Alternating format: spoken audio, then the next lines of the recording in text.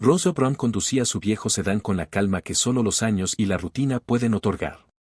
Las calles del pequeño pueblo del sur de Estados Unidos eran un desfile de colores cálidos bajo el sol de la tarde, que teñía el cielo de naranjas y dorados. A su lado, en el asiento del copiloto, unas bolsas de la compra se mecían suavemente con cada curva, cargadas de los artículos que había escogido con tanto esmero. Este era su ritual semanal, casi sagrado, que mantenía desde hacía años. Esa familiaridad le traía una paz que solo quienes han vivido una vida plena pueden entender. Sus dedos, marcados por el paso del tiempo, se aferraban al volante mientras su mente vagaba entre recuerdos. Pensaba en la simplicidad de la vida que había construido, en las luchas que había superado. Había vivido tiempos difíciles, soportado la segregación y la discriminación, pero siempre había mantenido su dignidad intacta. Su memoria la llevó a aquellos días en que la lucha por los derechos civiles era una realidad cotidiana, y Rosa, entonces una joven con un espíritu indomable, estaba en la primera línea de esa batalla. Ahora, a sus 75 años, se permitía un momento de descanso. Aquellos recuerdos que antes le producían angustia ahora le traían una especie de orgullo tranquilo. Había sobrevivido, había prosperado, y estaba disfrutando de sus años dorados con una tranquilidad relativa. Su mente se desvió hacia la cena que prepararía esa noche, un plato sencillo, pero cargado de tradiciones que se empeñaba en mantener. El suave sonido del motor y el viento que entraba por la ventana abierta la mantenían presente en el momento, pero su mente seguía divagando entre memorias y reflexiones. Lo que Rosa no sabía era que esa calma estaba a punto de ser interrumpida por una serie de eventos que reavivarían viejas heridas y pondrían a prueba el sentido de seguridad que había construido a lo largo de los años. De repente, un sonido agudo rompió su concentración. El ulular de una sirena llenó el aire, y en el retrovisor, vio las luces rojas y azules destellar detrás de su coche. Un nudo se formó en su estómago mientras instintivamente reducía la velocidad y se dirigía hacia el arcén. ¿Por qué me estarán deteniendo?, pensó mientras ponía el coche en punto muerto. A pesar de la tensión que sentía, Rosa respiró hondo, intentando mantener la calma. No era la primera vez que la paraba la policía, pero cada encuentro traía consigo una nueva ola de ansiedad. Ajustó el retrovisor, observando cómo dos policías blancos salían del coche patrulla y se acercaban a su vehículo. El primero, un hombre joven con un corte de cabello al ras y una expresión arrogante, se acercó a su ventana. El segundo, un hombre mayor con barba gris, se quedó a cierta distancia, recostado contra el coche patrulla. Rosa bajó la ventana con manos temblorosas y se encontró con la mirada burlona del joven policía. «Buenas tardes, señora», dijo en un tono que sonaba más sarcástico que cortés. «¿Sabe por qué la hemos detenido?». Rosa, con voz tranquila, respondió que no.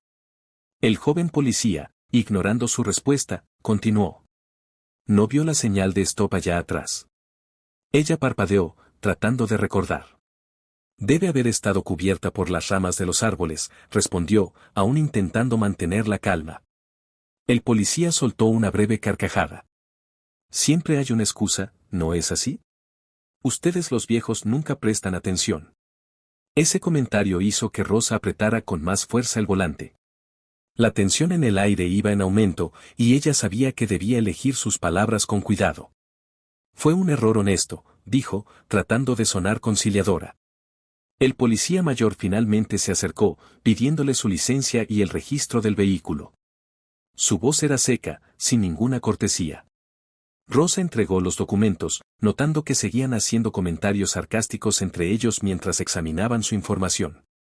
Después de unos minutos, los oficiales regresaron a su coche patrulla, dejando a Rosa sola para lidiar con su creciente incomodidad.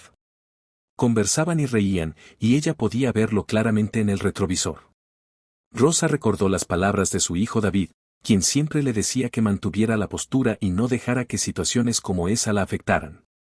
Intentó concentrarse en ese recuerdo, pero el miedo y la frustración amenazaban con abrumarla. Los minutos se hicieron eternos mientras Rosa esperaba en el coche, observando a los policías a través del retrovisor. Cada risa, cada mirada que intercambiaban, parecía añadir un peso adicional sobre sus hombros. Sabía que algo andaba mal, que no se trataba de una simple solicitud de documentación. Finalmente, los oficiales regresaron al coche. El joven, con la misma sonrisa arrogante de antes, se acercó a la ventana.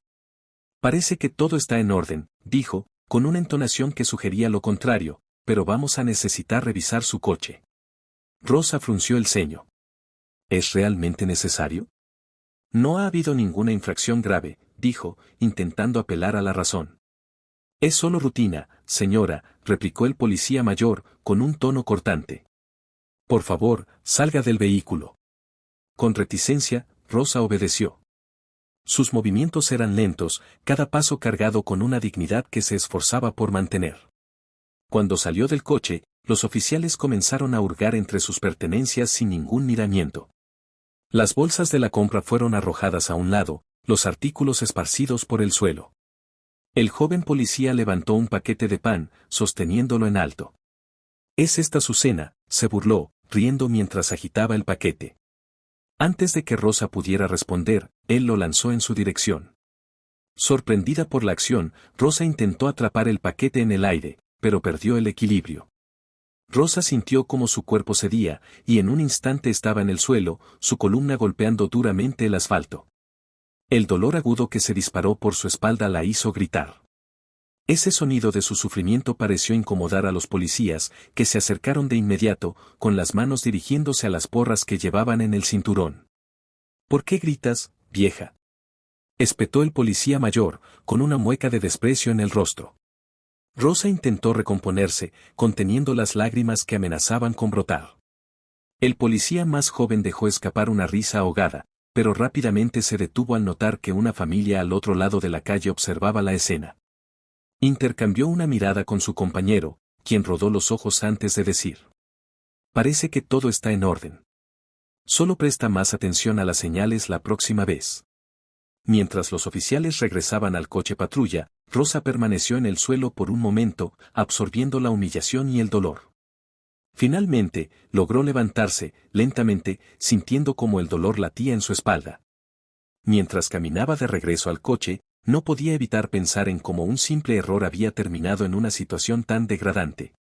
Rosa Brown regresó al coche con las manos temblorosas, apenas capaz de cerrar la puerta. Se sentó por un momento, tratando de reunir las fuerzas para arrancar el coche, pero el dolor en su espalda y la humillación que sentía eran abrumadores. Su mente era un torbellino, y sabía que necesitaba ayuda. Con un esfuerzo tremendo, metió la mano en su bolso para sacar su teléfono móvil y marcó el número de su hijo, David. El teléfono sonó solo una vez antes de que la voz preocupada de David sonara al otro lado de la línea. Rosa dudó por un segundo, luchando por encontrar las palabras. Al otro lado de la línea, hubo una pausa cargada de tensión. David preguntó, tratando de mantener la calma, pero Rosa podía oír la preocupación en su voz. Ella miró a su alrededor, tratando de ubicar su localización. «Estoy cerca de la esquina de Elm Street con Maple Avenue. Aún estoy en el coche». Los policías seguían allí, bebiendo refrescos y riendo, como si nada hubiera pasado. David respiró hondo, y Rosa supo que estaba conteniendo su ira. «Quédate donde estás, mamá. Me encargaré de esto. Haré algunas llamadas ahora mismo y te llamo en unos minutos». Rosa asintió, aunque él no podía verla. «Está bien, David. Te esperaré». Al colgar el teléfono, Rosa sintió un leve alivio al saber que David estaba tomando el control de la situación. Confiaba en él. Sabía que no dejaría que esta injusticia pasara desapercibida. Mientras esperaba, su mente seguía repasando los eventos, con el dolor en su espalda recordándole cada detalle. Los siguientes minutos parecieron una eternidad, pero Rosa sabía que David estaba actuando rápidamente. Miró por el retrovisor, observando a los policías que continuaban riendo y conversando, ajenos a la gravedad de lo que habían hecho. Cada segundo de espera parecía prolongar su humillación, pero Rosa se aferraba a la certeza de que su hijo no permitiría que esto quedara impune.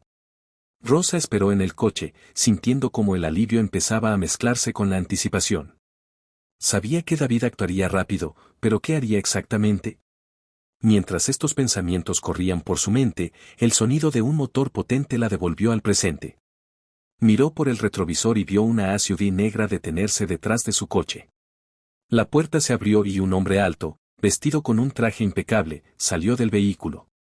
Caminó con confianza hacia el coche de Rosa, y ella automáticamente bajó la ventana cuando él se acercó. ¿Señora Brown? Preguntó con una voz suave pero firme. Sí, soy yo, respondió Rosa, aún un poco insegura sobre quién era él. Mi nombre es Kevin College. Soy un asociado de David, su hijo. Me pidió que viniera a asegurarme de que esté bien. Él extendió la mano en un gesto amistoso, pero Rosa notó la determinación en sus ojos. Kevin College no estaba allí solo para comprobar cómo estaba. Estaba allí para tomar acción. Rosa estrechó su mano, sintiéndose un poco más tranquila al saber que David había enviado a alguien de su confianza. Estoy bien ahora que estás aquí, dijo, tratando de mantener la compostura a pesar del dolor que seguía pulsando en su espalda. Kevin sonrió levemente y luego se giró hacia los policías que seguían junto a su patrulla. Caminó hacia ellos con pasos decididos, y Rosa pudo ver la sorpresa en sus rostros cuando se dieron cuenta de que se dirigía a ellos. Buenas tardes, señores, comenzó Kevin, con una voz calma pero cargada de autoridad. Mi nombre es Kevin College, y represento a la señora Brown. Su hijo está extremadamente preocupado por lo que ha sucedido aquí. Los oficiales intercambiaron miradas, claramente incómodos con la situación. ¿Y quién es exactamente su hijo?, preguntó el policía más joven, intentando mantener la compostura. Kevin no respondió directamente. En su lugar, sacó su teléfono y realizó una rápida llamada. Sí, estamos en la escena ahora. Gracias, dijo antes de colgar. Los policías comenzaban a ponerse inquietos. ¿Qué está pasando aquí?, preguntó el policía mayor, con una voz menos segura que antes. Kevin sonrió, pero había una dureza en sus ojos. Lo descubrirán pronto, respondió, cruzando los brazos y observándolos con intensidad. En ese momento, el aire a su alrededor pareció cambiar. Rosa, aún sentada en su coche, sintió que las cosas estaban a punto de tomar un giro muy diferente al que los policías habían previsto. Y por primera vez desde que todo comenzó, se permitió sentir un rayo de esperanza. Kevin mantuvo la mirada firme, su voz llena de una firmeza que no dejaba espacio para objeciones. Si realmente fuera un procedimiento de rutina, no estarían tan preocupados ahora mismo, replicó, con un tono que dejó claro que no toleraría excusas. El policía mayor, que hasta entonces había mantenido una postura más reservada, decidió intervenir. Seguimos el procedimiento, dijo, intentando recuperar la autoridad que sentía que se le escapaba entre los dedos. La señora fue detenida por no respetar una señal de alto y decidimos revisar el vehículo. No hay nada malo en eso. Kevin Kuyok lo miró fijamente durante un momento antes de responder.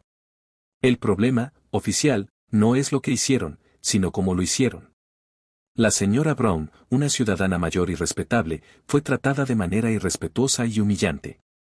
La hicieron caer, y en lugar de ayudarla, la insultaron. Los policías intercambiaron miradas nuevamente, ahora claramente preocupados. El nombre de David Brown comenzaba a resonar en sus mentes, y la realización del error que habían cometido empezaba a mostrarse en sus expresiones. Sin embargo, antes de que alguno de ellos pudiera responder, otra SUV negra se detuvo al lado del coche de Rosa. La puerta se abrió, y un hombre alto, vestido con un traje hecho a medida, salió del vehículo. ¿Mamá? La voz era familiar, y Rosa inmediatamente sintió una ola de alivio. Era David, su hijo, quien ahora caminaba rápidamente hacia el coche de su madre. La mirada que lanzó a los policías era pura frialdad. Los oficiales palidecieron al reconocer al hombre frente a ellos, David Brown, un senador estadounidense conocido por su postura intransigente contra la injusticia, especialmente la cometida por figuras de autoridad. Sin esperar a que los oficiales se explicaran, David se dirigió directamente a Kevin. Gracias por venir tan rápido, Kevin, dijo, estrechando la mano del asociado. Kevin simplemente asintió. Necesitan entender la seriedad de la situación. David se volvió entonces hacia los oficiales, su mirada afilada. Creo que necesitamos hablar sobre cómo trataron a mi madre hoy. El tono de su voz no dejaba dudas de que esta situación estaba lejos de resolverse. David Brown se posicionó entre su madre y los policías, su mirada fija en los hombres que ahora parecían mucho menos confiados que antes. El silencio era palpable, como si el mismo aire a su alrededor hubiera dejado de moverse. David, conocido por su imponente presencia en el Senado, llevaba consigo un aura de autoridad innegable. Los policías, que antes se mostraban indiferentes, ahora parecían inseguros sobre lo que vendría a continuación. El más joven, aún tratando de mantener un control superficial, dio un paso al frente. Senador Brown, no hay necesidad de llevar esto más allá. Solo fue un procedimiento de rutina, dijo, tratando de sonar razonable, pero su voz traicionaba una creciente ansiedad. David lo miró durante un momento, su rostro una máscara de control. ¿Un procedimiento de rutina? Repitió, como si probara las palabras. Humillaron a una mujer mayor, la hicieron caer, y en lugar de ofrecerle ayuda, decidieron insultarla. ¿Eso es lo que llaman rutina? El policía mayor, dándose cuenta de la gravedad de la situación, intentó intervenir. Senador, entendemos que ha habido un malentendido, pero estamos dispuestos a resolverlo de la mejor manera posible. No hubo intención de causar daño. David dio un paso hacia él, reduciendo la distancia entre ambos. No se trata de la intención, oficial. Se trata de la responsabilidad. Ustedes tienen el deber de proteger y servir, no de abusar de su poder e intimidar a ciudadanos inocentes. Los oficiales intercambiaron miradas, la tensión evidente en sus rostros. Sabían que estaban tratando con alguien que no solo tenía poder, sino que también estaba decidido a usarlo para defender lo que era justo. La presencia de David allí, defendiendo a su madre, dejaba claro que esta situación no se barrería bajo la alfombra. Kevin Cuyetge, quien había estado al margen observando la interacción, dio un paso adelante. Senador, ya he contactado a las autoridades locales. Creo que será necesario iniciar una investigación formal sobre la conducta de estos oficiales.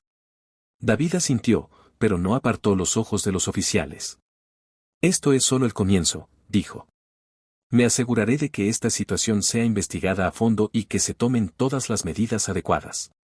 No se saldrán con la suya esta vez. Los policías, ahora visiblemente preocupados, se dieron cuenta de que no había una salida fácil. La sombra del senador Brown se cernía sobre ellos, y las consecuencias de sus acciones apenas comenzaban a revelarse. David, firme en su determinación, sabía que esta era una batalla que estaba dispuesto a luchar hasta el final. Justo cuando la situación parecía estar completamente fuera de control, otro coche se acercó. Esta vez, era un vehículo oficial con luces discretas parpadeando. Un oficial superior salió del coche, con expresión seria, y caminó directamente hacia David Brown y Caden College. Senador Brown, comenzó el oficial, extendiendo la mano. Soy el capitán Richards, del Departamento de Policía Local. He sido informado de la situación y estoy aquí para asegurarme de que esto se maneje de manera adecuada. David estrechó la mano del capitán, pero sus ojos no dejaron de observar a los dos oficiales frente a él.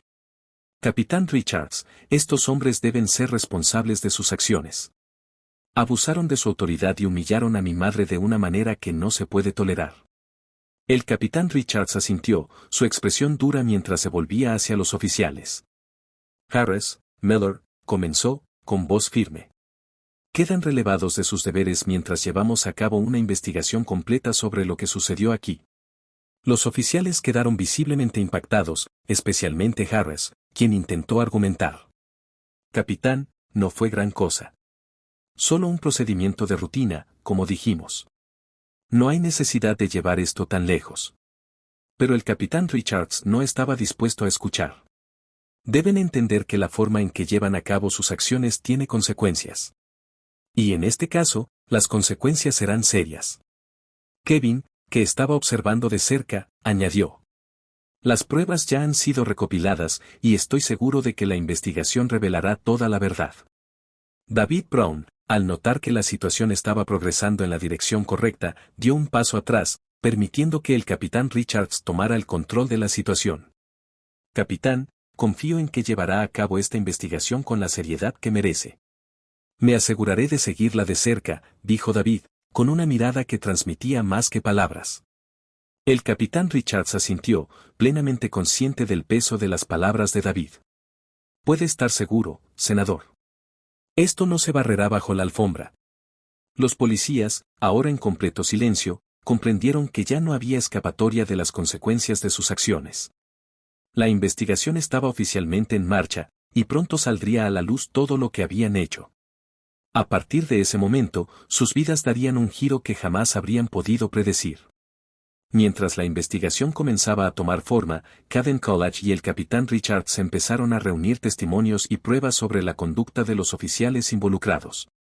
No pasó mucho tiempo antes de que comenzaran a surgir historias inquietantes que mostraban una imagen desoladora del comportamiento de Harris y Mellor a lo largo de los años. Sentado en su oficina, el capitán Richards comenzó a revisar los archivos y las declaraciones que llegaban. Lo que encontró era alarmante, una serie de quejas, muchas de ellas archivadas sin tomar ninguna acción, que detallaban patrones de comportamiento abusivo y racista por parte de Harris y Mellor. Las denuncias provenían principalmente de la comunidad afroamericana, que había soportado durante mucho tiempo la intimidante presencia de estos dos oficiales.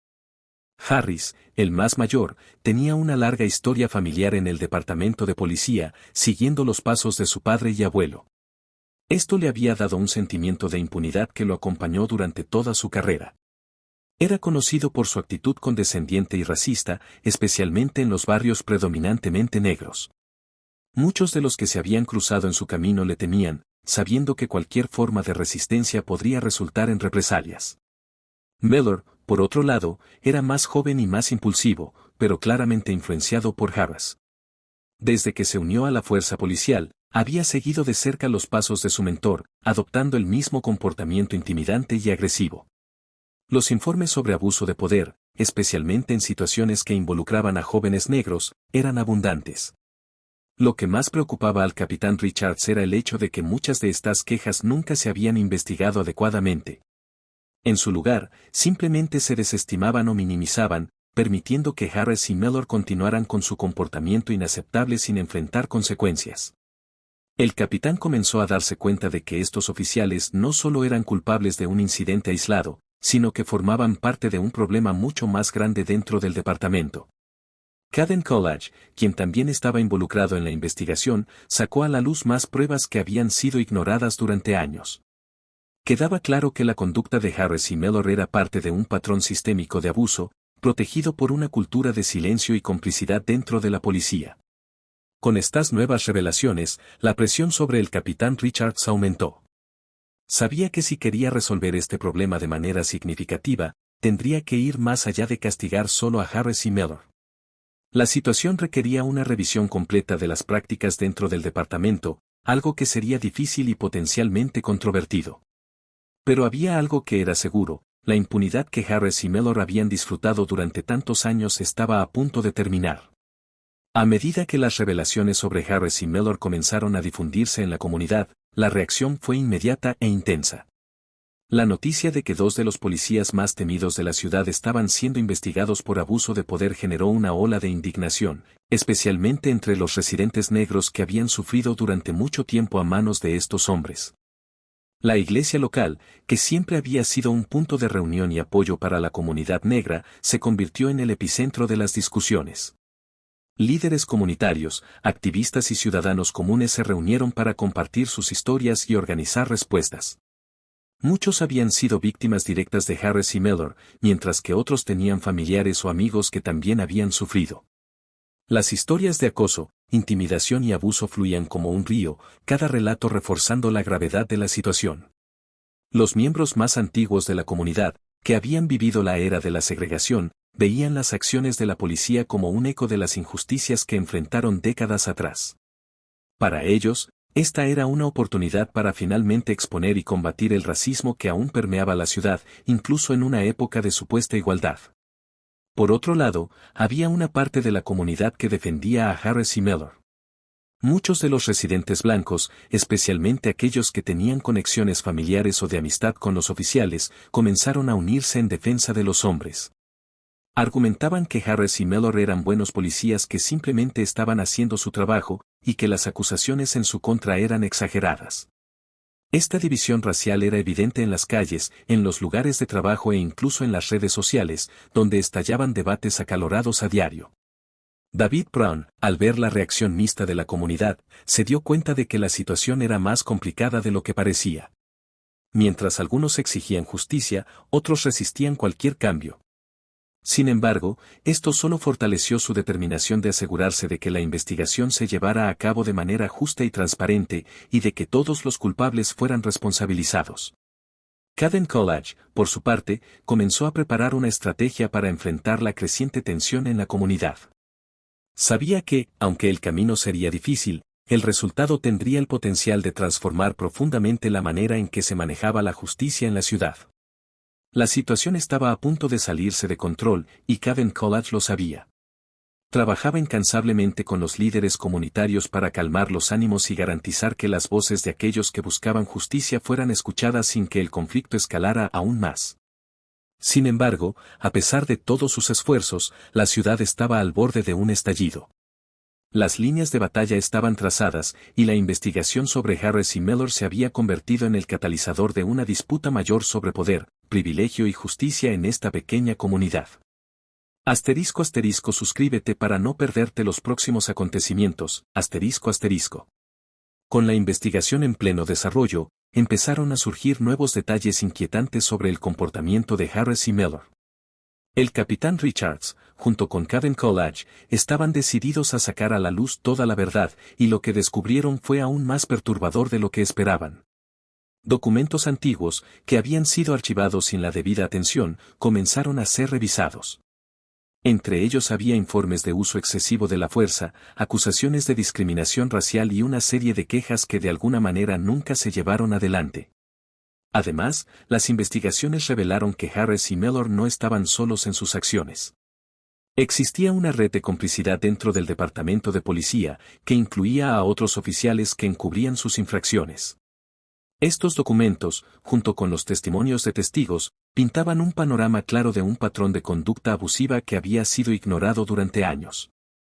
Uno de los casos más alarmantes involucraba la agresión a un joven afroamericano unos años antes, en la que Harris había sido el principal agresor mientras Mellor lo apoyaba. La víctima, temiendo represalias, nunca había llevado el caso más allá, pero ahora, con la protección que ofrecía la investigación, estaba dispuesta a testificar. Con el paso de los días, más personas comenzaron a salir a la luz, motivadas por el coraje de aquellos que ya habían hablado. Las historias eran dolorosamente similares, cada una confirmando lo que la comunidad negra había sospechado durante tanto tiempo. Harris y Mellor usaban su placa como escudo para imponer su propia versión de justicia, basada en prejuicios y odio. El capitán Richards, aunque profundamente perturbado por lo que estaba descubriendo, sabía que era su responsabilidad asegurar que todo saliera a la luz. Ordenó una revisión completa de los procedimientos internos y comenzó a investigar a otros oficiales que podrían haber estado involucrados. La magnitud del problema era mayor de lo que había imaginado, y sabía que se requerirían cambios significativos dentro del departamento. Por su parte, Caden College comenzó a preparar el caso contra Harris y Mellor. Las pruebas eran abrumadoras, y sabía que esto no solo llevaría al castigo de los dos oficiales, sino que también allanaría el camino para una reforma más amplia. Trabajaba incansablemente para asegurarse de que cada detalle estuviera documentado, sabiendo que cualquier error podría ser utilizado en su contra. Conforme seguía saliendo a la luz la verdad, la presión sobre Harris y Mellor aumentaba. Ahora estaban plenamente conscientes de que sus carreras pendían de un hilo y que las consecuencias de sus acciones finalmente habían llegado.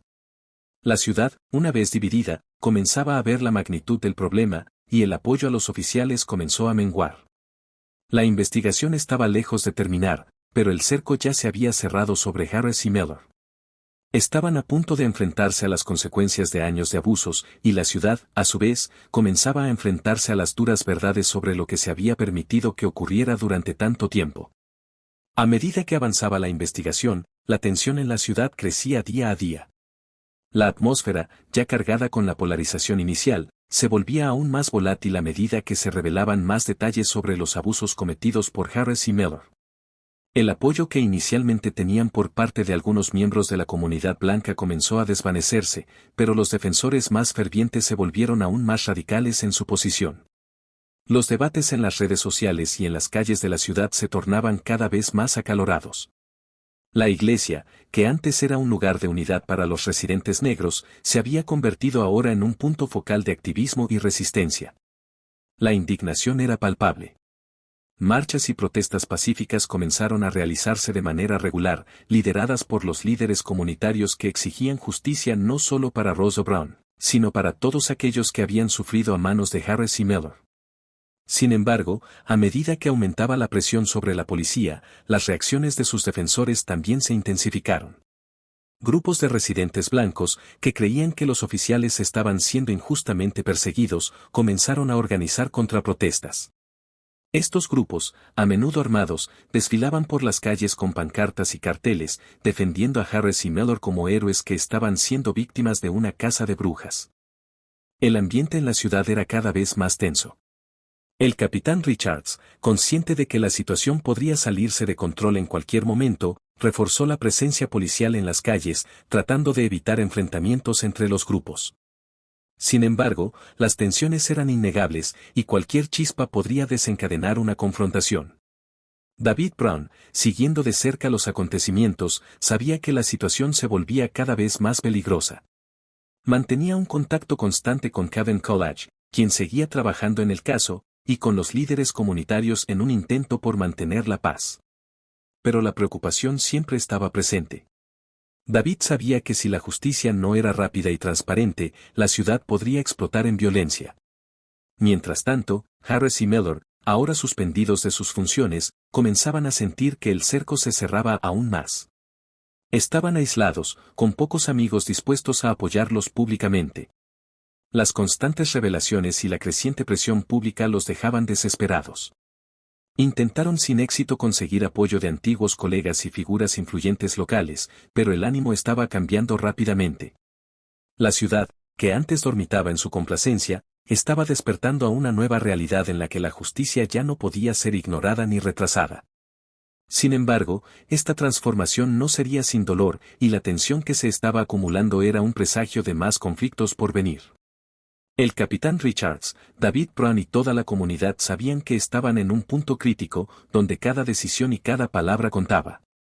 A medida que la tensión en la ciudad seguía en aumento, la situación comenzó a atraer la atención de figuras políticas y los medios de comunicación nacionales. El caso de Harris y Mellor, que inicialmente se veía como un problema local, ahora estaba siendo discutido en todo el país. La presión sobre las autoridades locales se volvió inmensa, y David Brown estaba en el centro de esta tormenta. Como senador, David sabía el impacto que podía generar y utilizó su influencia para aumentar la presión sobre el departamento de policía y los líderes de la ciudad. No podía permitir que este caso fuera enterrado bajo el peso de las burocracias y las alianzas políticas. Convocó reuniones con autoridades estatales y federales y dejó claro que estaba dispuesto a llevar el caso a nivel federal si era necesario. Además, la presencia de los medios de comunicación incrementó la presión. Periodistas de todo el país cubrían las protestas y las revelaciones diarias sobre Harris y Mellor. Esta cobertura constante mantenía el caso en el centro de la discusión pública, con muchas personas exigiendo respuestas y cambios.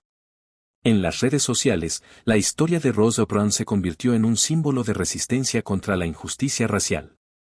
David aprovechaba cada oportunidad para hablar públicamente, destacando la necesidad de una reforma profunda en las prácticas policiales no solo en su ciudad natal, sino en todo el país. Sus palabras, repetidas por grandes audiencias, aumentaban aún más la presión sobre los líderes locales para tomar medidas decisivas. El capitán Richards, sintiendo el peso de estas expectativas, sabía que su departamento estaba bajo un escrutinio sin precedentes. Comenzó a revisar todos los casos que involucraban a Harris y Mellor, buscando corregir cualquier error que se hubiera cometido. A medida que las investigaciones continuaban, se hizo evidente que no bastaría con castigar solo a los dos oficiales, era necesario una reforma completa de las prácticas policiales. Las tensiones entre las fuerzas políticas locales también comenzaron a crecer. Algunos líderes intentaban resistirse a los cambios propuestos por David, temiendo las repercusiones entre sus votantes más conservadores. Sin embargo, la creciente ola de apoyo público a las reformas, junto con la exposición mediática, hacía cada vez más difícil mantener esta resistencia. David Brown, por su parte, estaba decidido a no retroceder. Sabía que esta era una oportunidad única para lograr un cambio real y duradero. La ciudad estaba en un punto de inflexión y él estaba listo para usar todo su poder e influencia para asegurar que la justicia prevaleciera. Harris y Mellor, conscientes de la gravedad de la situación, se daban cuenta de que estaban solos. La protección de la que una vez gozaron se estaba desmoronando, y las consecuencias de sus acciones parecían inevitables. A medida que avanzaba la investigación y aumentaba la presión política, surgieron divisiones dentro del propio departamento de policía. El capitán Richards, decidido a limpiar el nombre de su unidad y restaurar la confianza de la comunidad, enfrentaba resistencia de algunos oficiales que aún apoyaban a Harris y Mellor o temían las repercusiones de las reformas propuestas. Harris, quien siempre había sido una figura influyente dentro de la fuerza policial, comenzó a darse cuenta de que muchos de sus antiguos aliados se alejaban. Las pruebas en su contra y la de Mellor eran innegables, y aquellos que antes lo apoyaban ahora evitaban cualquier asociación con ellos, temiendo por sus propias carreras. Este aislamiento fue un golpe para Harris, quien siempre se había considerado intocable dentro del departamento. Por su parte, Mellor se volvía cada vez más desesperado. A diferencia de Harris, no tenía una larga carrera ni conexiones profundas que lo protegieran. Se veía atrapado, consciente de que las alianzas que había formado con Harris ahora lo arrastraban hacia abajo. Las noches sin dormir y la presión constante comenzaban a afectarlo, y aunque empezaba a cuestionar sus decisiones, sabía que ya era demasiado tarde para revertir el daño. Dentro del departamento, los oficiales más jóvenes, menos comprometidos con las viejas formas de hacer las cosas, comenzaron a expresar sus preocupaciones sobre la cultura que había permitido que Harris y Mellor actuaran con impunidad durante tanto tiempo.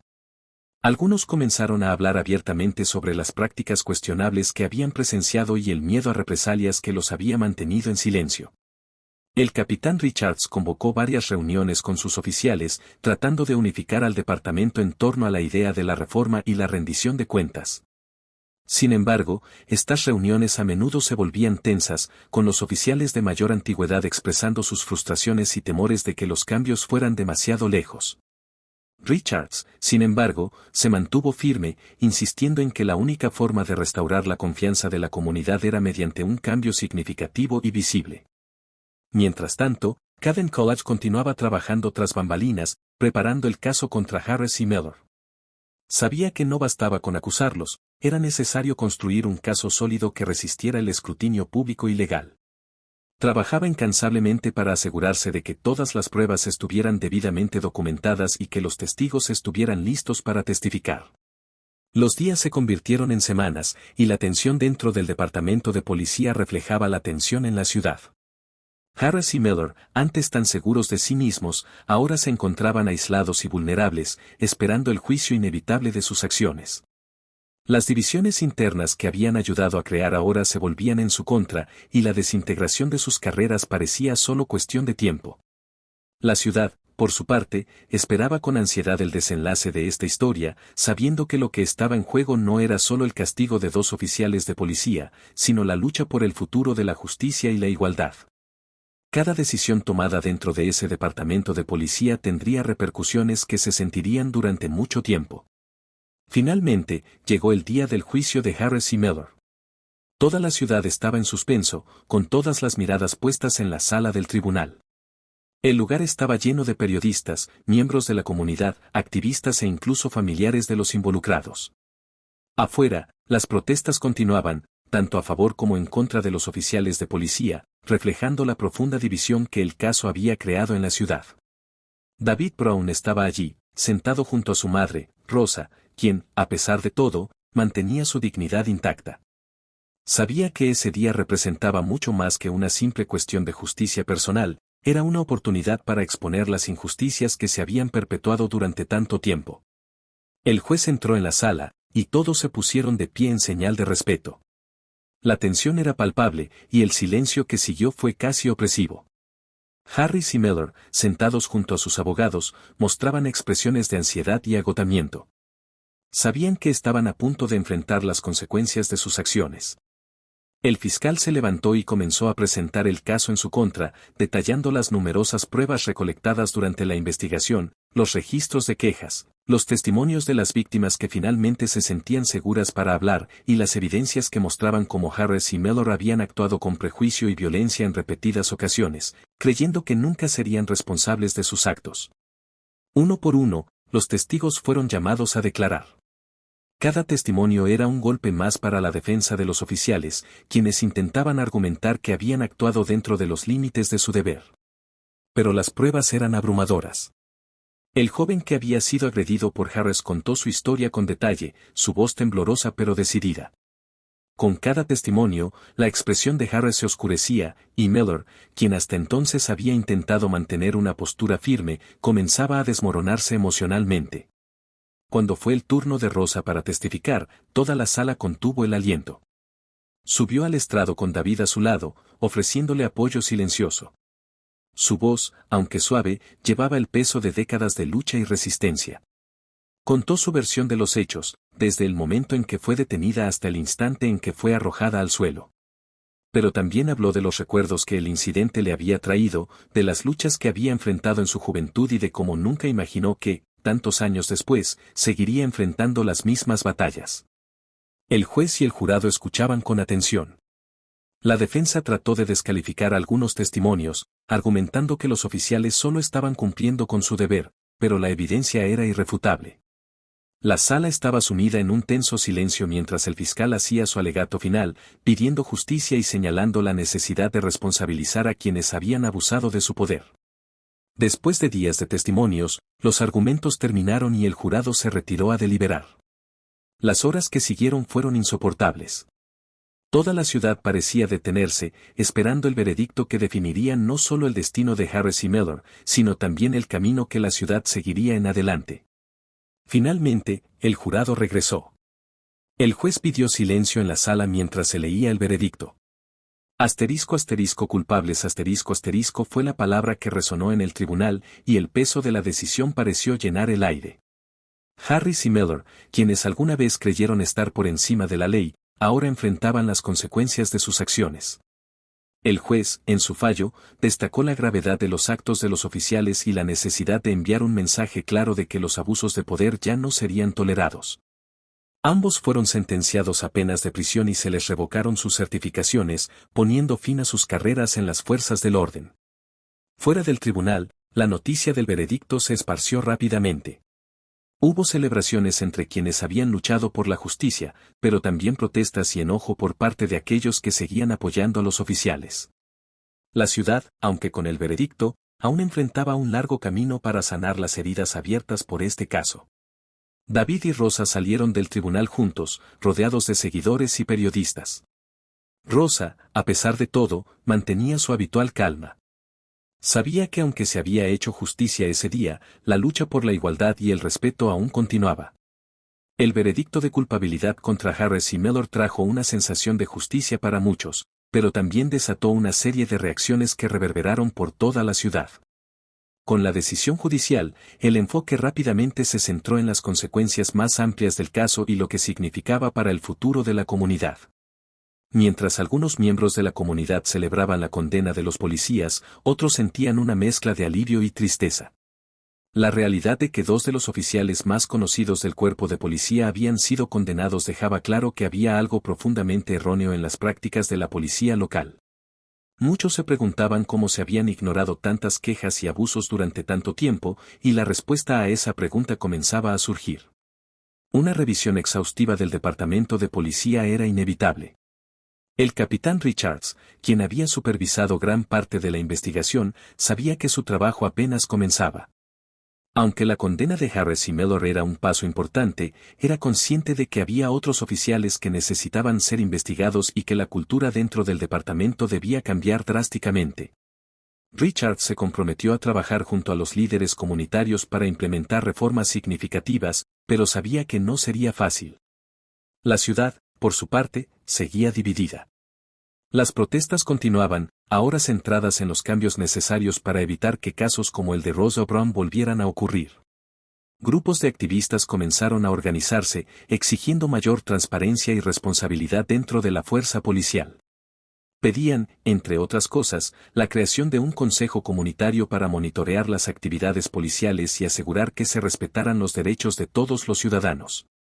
Mientras tanto, los defensores de Harris y Miller, aunque eran minoría, no permanecieron en silencio.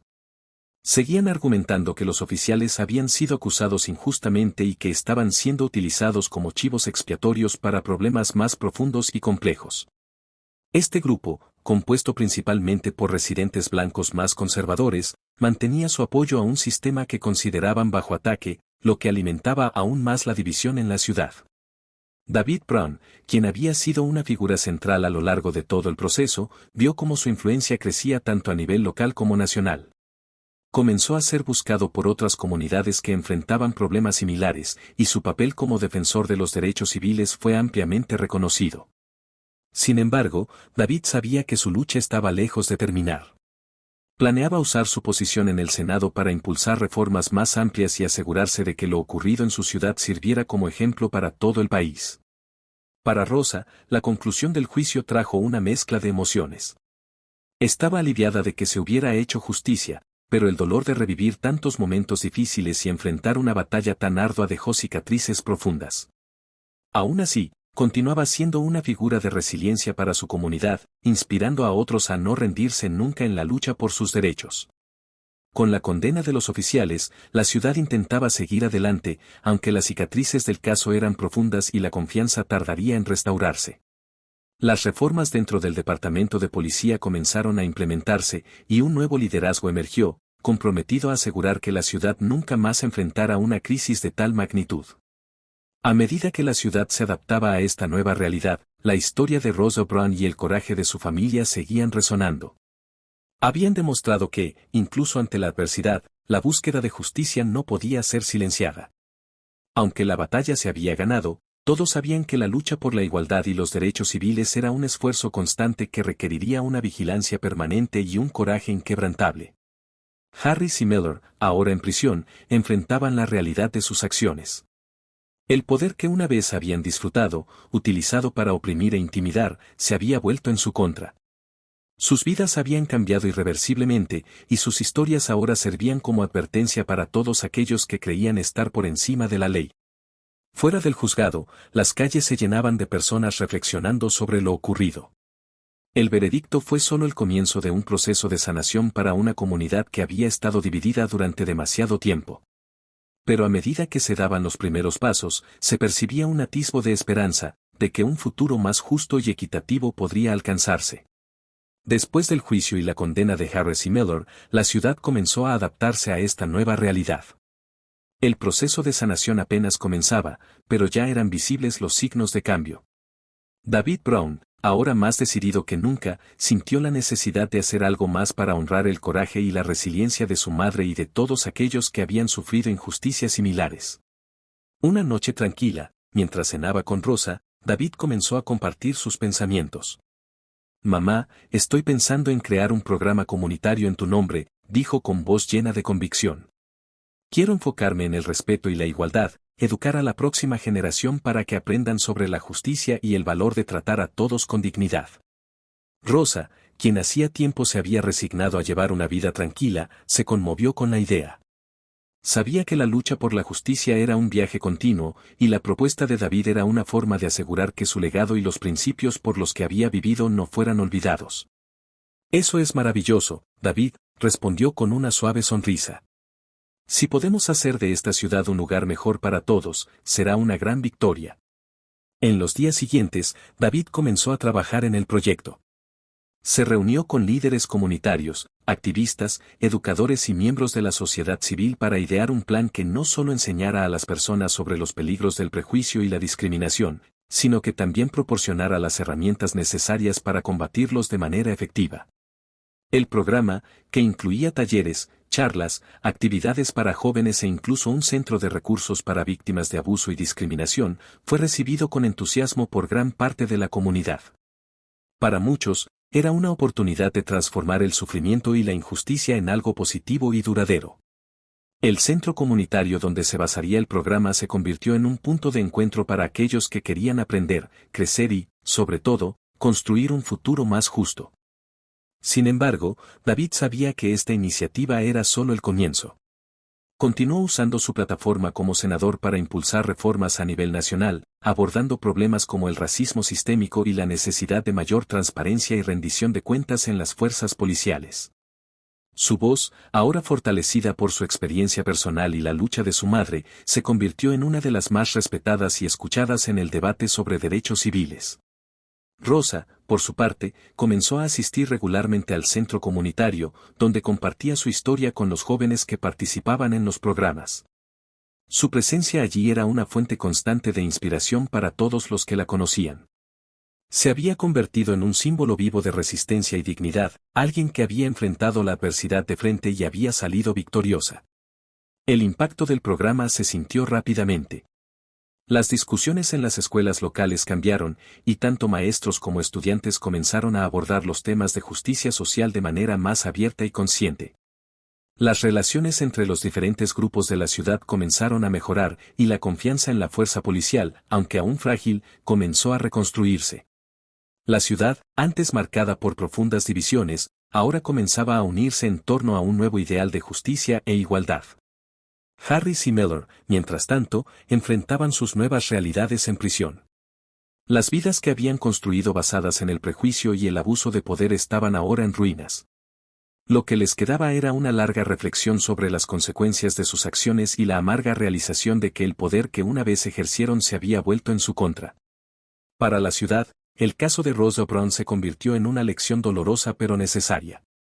Mostró que la justicia solo se puede lograr cuando quienes tienen el poder de actuar lo hacen con integridad y valentía. Y, lo más importante, demostró que el cambio es posible incluso en las circunstancias más difíciles. Mientras el sol se ponía sobre la ciudad, Rosa y David se sentaron en el balcón de su casa, observando cómo se apagaban las últimas luces del día. Sabían que el viaje estaba lejos de terminar, pero también sabían que habían dado un paso importante en la dirección correcta. Aún nos queda un largo camino por recorrer, dijo David, mirando hacia el horizonte. Sí, asintió Rosa, tomando la mano de su hijo. Pero estoy orgullosa de donde hemos empezado. Y con eso, se quedaron en silencio, reconfortados por el conocimiento de que, juntos, habían marcado la diferencia. La lucha por la justicia continuaría, pero estaban listos para enfrentarla, confiados en que estaban en el camino correcto.